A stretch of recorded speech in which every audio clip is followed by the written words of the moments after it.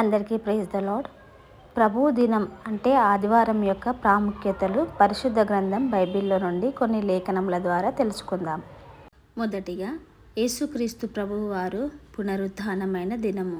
రెండవదిగా యేసుక్రీస్తు ప్రభువు వారు శిష్యులను దర్శించిన దినము. మూడవదిగా కొందరు స్త్రీలు యేసుక్రీస్తు ప్రభువు వారిని మ్రొక్కిన ఆరాధించిన దినము. నాలుగవదిగా ఏడ్చుచున్న మగ్దలేనే మరియ కన్నీరు తుడవబడిన దినము. ఐదవదిగా ఎమ్మాయి గ్రామానికి చెందిన ఇద్దరి కన్నులు తెరవబడి వారి హృదయములు మండించబడిన దినము. ఆరవదిగా భయముతో ఉన్న శిష్యులు సమాధానము పొందుతున్న దినము. ఏడవదిగా అవిశ్వాసులైన శిష్యులు విశ్వాసులుగా మార్చబడిన దినము. ఎనిమిదవదిగా పరిశుద్ధాత్మ కుమ్మరింపబడిన దినము. తొమ్మిదవదిగా చనిపోయిన ఐతుకు బ్రతికిన దినము, ఆధ్యాత్మిక జీవము పొందుతున్న దినము.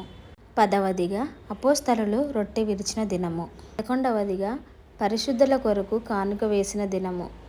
12వదిగా యోహాను ఆత్మవశుడైన దినము.